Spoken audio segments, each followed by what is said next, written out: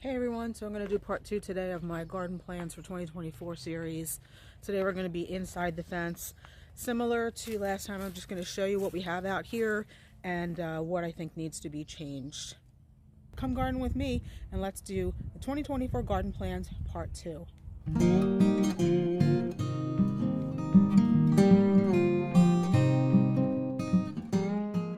So here we are in the side yard in front of the fence. You guys have seen this area many times now. I have mentioned in a previous video that I'm actually kind of embarrassed to show it because it is definitely unfinished. We only got part of it done this year. The part we got done was we removed a very large blue blooming rose of Sharon. We had on either side of that, in the middle of this fence panel, Midnight Magic crepe myrtles, which we moved down here. I don't know if that's going to be their new home or if those are going to get transplanted someplace else, but we were able to get 4 American Pillar arborvitaes planted in place of the Rose of Sharon and the crepe myrtles. We did plant the Tokyo Tower fringe tree, which is right here. My latest favorite shrub, this Goshiki holly, false holly, which is actually just in a holding location, but I might have to rethink that because I really like that shrub and even maybe get a couple more. And we got the, which has now lost its leaves for the season, the white pillar rose of Sharon. We did also plant here a Pinot Florberry St. John's wort by Monrovia Plants. It's gotten quite large. I think it's about doubled in size. Again, I wish I had bought a couple more of those, but I didn't. So what do we have left in here? We have some echinops. 3 of them here. Most of them I cut back for the season already, but the 2 remaining already had some new buds on them a couple weeks ago, so I let them stand. Everything else has been cut back. I think I already mentioned what we have in here. Some veronica, some blackberry lilies, one geum. We had more, but one of them did not survive. We have some pretty aggressively spreading, actually, columbine called Melba Higgins with really, really pretty blue blooms in the spring. We have some foxglove, some phlox, what else? Some remaining cryptomeria, not cryptomeria, oh my gosh, crocosmia, which we had pulled most of those out, but they are very, very difficult to get out of the ground. We have some more phlox down here. Clematis is on the obelisk. The other side we are not touching, at least I don't plan to. This side looks fine. We have a macrophylla hydrangea in there. This pretty pennisetum, which is one of the more better performing pennisetums on our property. An azalea that gets really pretty orange flowers in the spring. And daylilies we've been trying to get rid of and they just keep coming back. That's another plant that's really, really tough to get rid of. So just pan you around real quick. Again, this is not a wide area, but this area is another place I want to pump up the volume here, so to speak, in 2024. So let's go inside and we'll talk about what I want to do.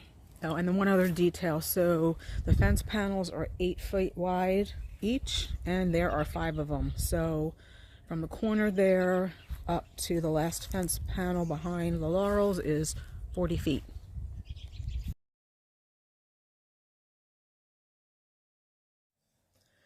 Okay guys, we're inside the house now and I am again showing you my garden plan. So this is the fenced in area we just got done looking at outside.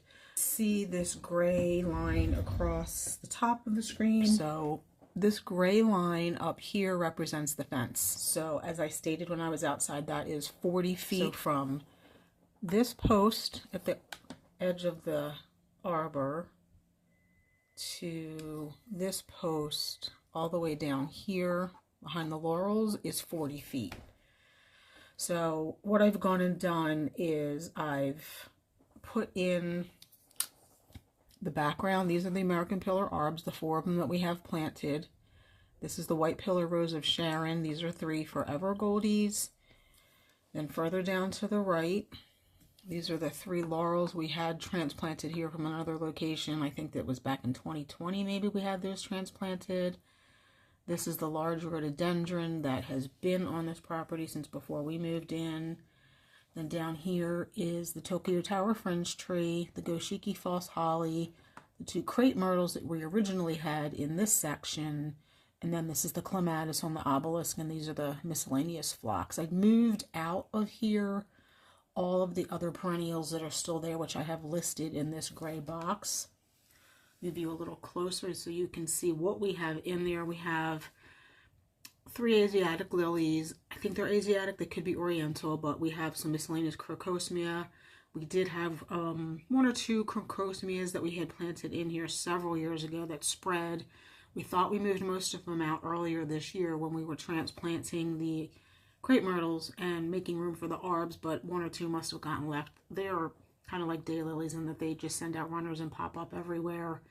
But we have some veronica currently in this location. We have a couple of toad lilies in this location. Around here where I have the green shrubs here and probably about here, we have columbine geum, we have random coreopsis. We do have some more phlox in this area, and we have a lot of stackies, which is that betony, down in this area on either side of the forever goldies. Like we have 3 or 4 in here, and then 3 or 4 back over here. So I want to try to show you a picture of what this area used to look like. It took me a while to dig these pictures out, so let's see. Open one. Yeah, so this is like 2015, 2016, I think, before we did a heck of a lot of landscaping. So you can kind of see the fence here. It had just been installed. We hadn't done any landscaping. It's kind of bare, just grass in here. So that's what it used to look like.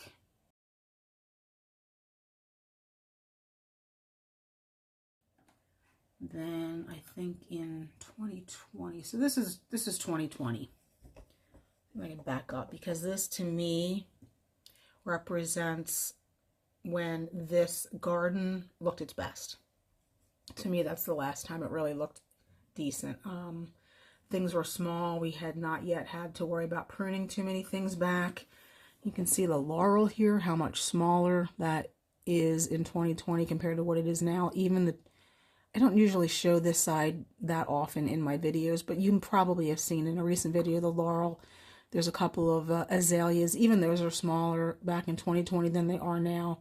We have some bee balm that is getting overshadowed by the fact that these shrubs are all growing. But at any rate, that's what that area looks like. On the side, you can see some of the phlox, that pretty clematis in bloom, daylilies, which we have pulled out, but again, 1 or 2 stuck around. So that's what that looked like in 2020. And again, I feel like in 2020, it was kind of at its epitome of really looking nice. I think we even on this side had a coneflower there. See on the far right, the darker flower there. That was a coneflower. We've since moved down to bed at the bottom of our property. I have, yes, and then here is it kind of like full on. So here you really see how big that Rose of Sharon was. Again, this was in 2020, and it's just that Rose of Sharon, by the time we pulled it out this year, 2023, had taken up even more real estate inside this area. I mean, these branches were kind of all weeping, and you couldn't really see the fence too much over here and over here. So most of this stuff, here's the lilies I'm talking about, and the veronica. This is Leotris here, which we've already moved. This is the lilac that's come out, and I think way back in here, it was small back then, was the macrophylla hydrangea. We've since moved. So that's what it looked like. You can almost see how big that Rose of Sharon is in the middle. So big you can't even see the Midnight Magic crepe myrtles in there. Yeah, so that's why I wanted to move it. I mean, it looked nice up to a point. We tried pruning it several years in a row, and it just kind of came back. It was always covered in Japanese beetles by the, midsummer, and in 2021, 2022, this area just did not look as pretty as it did here. So to me, that was the point when I decided I need something in here, not just a little less maintenance, but evergreen, winter interest, and we also needed some screening. So that's why we decided to start changing it up in here.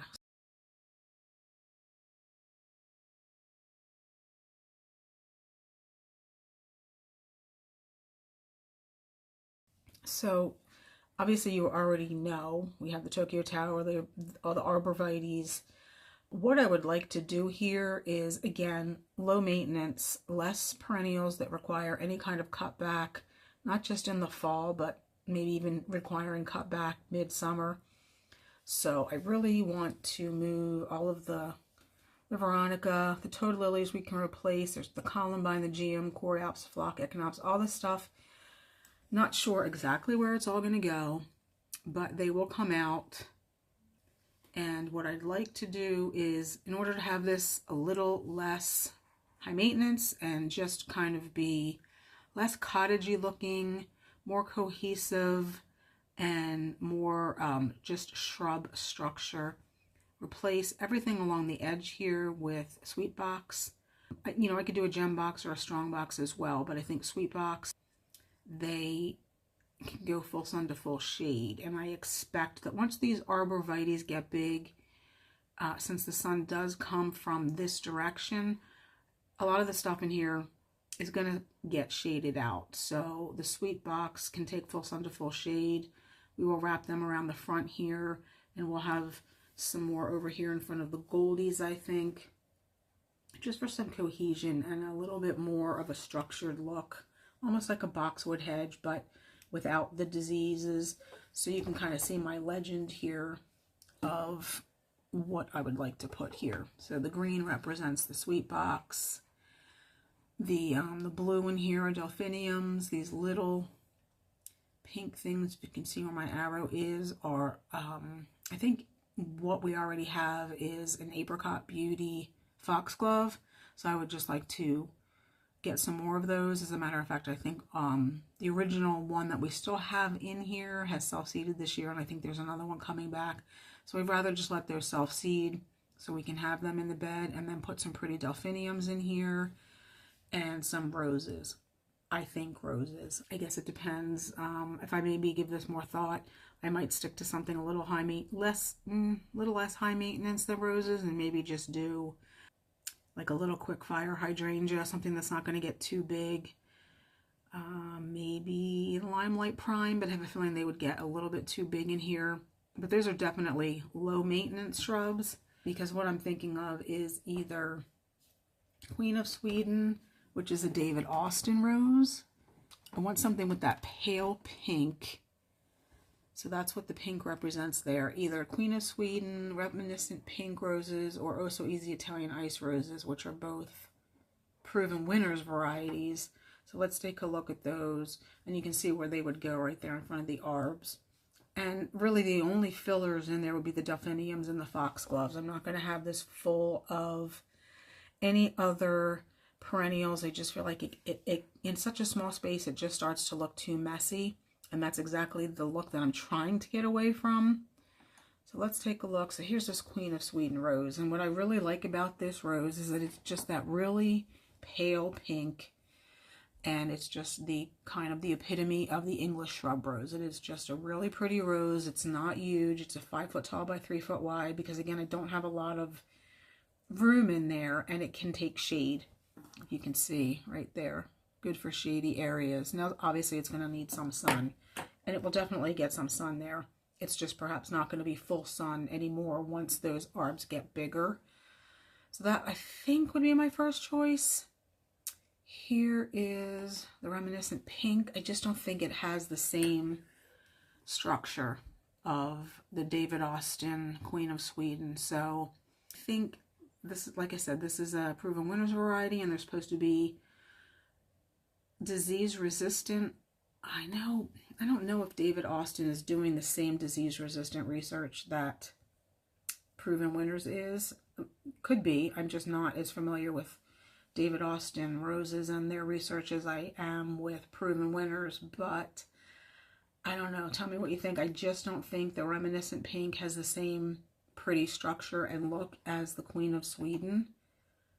Not sure if I'm in love with that flower head. I just feel like this looks like your quintessential shrub rose. So, I don't know. I'll have to make a decision here about the rose. My other thought was possibly the Oh So Easy Italian ice rose. Oops, let's get rid of that. I've heard good things and bad things about these. So again, not 100% sure about the disease resistance. They're supposed to be, but I've read reviews, maybe it's even here on Proven Winners, that they just don't perform as well as maybe they were expected to. But I really love the peachy, yellowy, orange, and they stay small. So you can see here, 2.5 by 2.5, because I don't have a lot. Although I'm afraid that something that's going to be that low is not going to be tall enough to rise over the sweet box. And obviously, if I'm going to have delphiniums and foxgloves in there, I need a rose that's probably going to be a little bit taller, which the reminiscent pink is 3 to 4 feet, but the Queen of Sweden is a 5-foot tall rose. So that is a 5 by 3, which to me is almost the perfect height and width. And then, let's see, here is the sweet box. Again, looks like a boxwood, but without the disease issues. This is a smaller type shrub, and this one actually gets pretty yellow, or yellowish, pinkish, whitish flowers.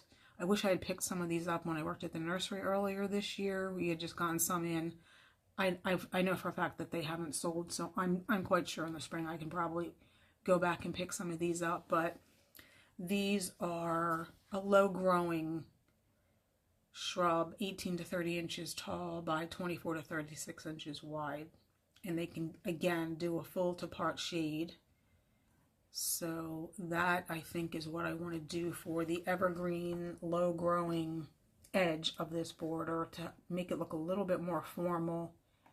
Here is the Digitalis Apricot Beauty, which are really pretty. I love these plants. They're on sale. I should go and order some. But like I said, I had 3 of these. I think I planted them in 2019, 2020. And I didn't know you were supposed to let foxgloves self-seed since they're only really a biennial. So I only let 1 self-seed, and I think that's why I'm getting another one growing. So I'm guessing that's going to bloom next year. I don't know what the original parent plant's going to do next year, so I might end up having to order some more of these, but I just think that pretty pale peach is such a different color for the Digitalis foxglove that I really like that against the pink of the rose. And then I want a really dark blue, but not quite purple delphinium. So I don't know. Let me know what you think. Those are my initial thoughts for what I want to do in here. Again, right here in front of these arbs, these 3 shrubs, I'm just still not sure. Do I want to do a rose? Do I want to just keep it really simple and do panicle hydrangeas? Just not 100% sure. So let me know what you think. So those are my plans that I hope to get finished up in this area in 2024. Like I said, all we managed to get done this year was get that Rose of Sharon out, get these 4 American pillars in. We planted the Tokyo Terra Fringe tree. We replaced the serviceberry with the white pillar Rose of Sharon.